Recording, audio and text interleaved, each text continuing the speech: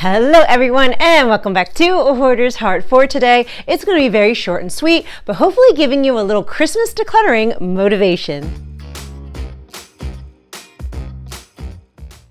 Alright, so I'm just going to dive right in because we're going to focus on this area right here in front of the fireplace because yeah, it's become a hot mess again. But that's okay because we're going to focus and reset it because it's Christmas time and there's a lot going on. And even though I got most of my Christmas stuff done, when I tell you that the charity has me quite busy, I'm responsible for helping provide Christmases for 500 families in our community. Yeah, so it's kind of new pressure put on top of me that I'm learning how to cope and deal with. And basically all this mess is just a reflection of my ADHD. It's just a reflection of me like, get it done, drop and go, drop and go, drop and go. But subconsciously, my ADHD brain actually kind of likes the chaos in a sense. It kind of like helps me focus. If that even makes sense, people with ADHD will understand that when there's an emergency or there's chaos for some reason, our mind can like slow down and focus, if that makes sense, but it's true. And another thing that I realized is that a lot of this stuff is just needs to be organized, needs to be put away. My sons bought gifts for their friends. They were wrapping them up and yes, they should have put the stuff away, but I was like, uh-oh, we gotta go because you have basketball practice and we have to get there in 5 minutes, so it's okay. We're just gonna reset it. But what I really realized as we're putting all this stuff away and resetting this is that I never realized that subconsciously creating messes is actually self-soothing to my stress. Let me explain. The messes keep coming back because the messes don't bother me. I have to make the messes bother me to clean it up.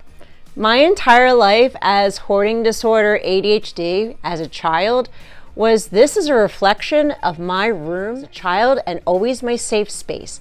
Having piles and clutter and stuff everywhere, that is deep-rooting coding that I'm trying to change.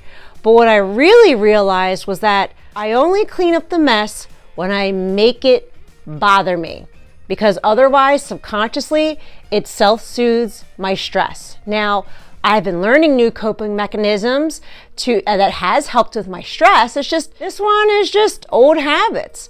So it's just a matter of continuously bringing the awareness back to myself to say, this is a mess.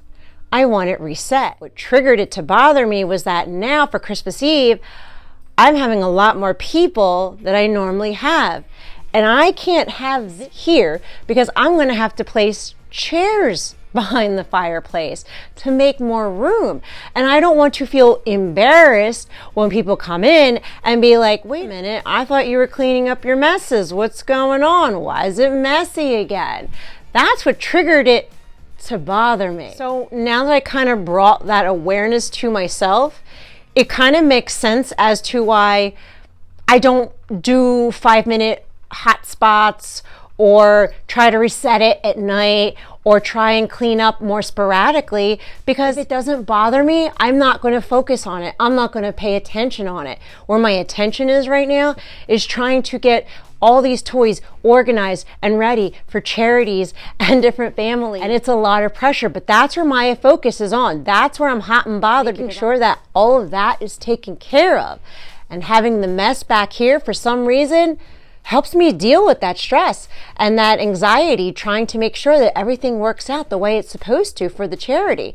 So we're just slowly uncoding. We're slowly changing the patterns. We're slowly changing the habits.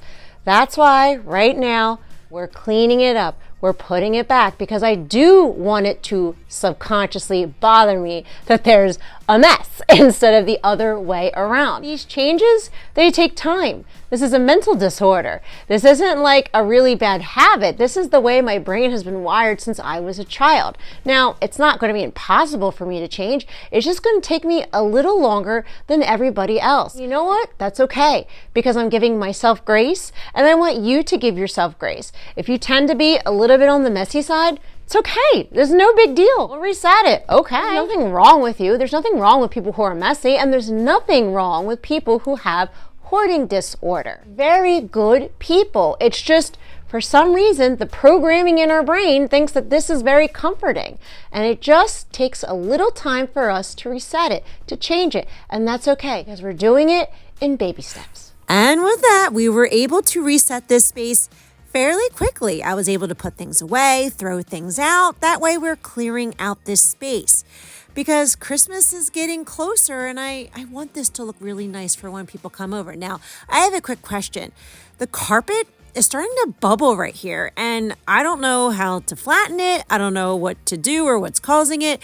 If you guys have any suggestions, please leave a comment down below. Like, how do I flatten this or how do I prevent this from bubbling up? And my hope and my prayer is that this video motivated and encouraged you to clean, declutter, and let something go in your home today too.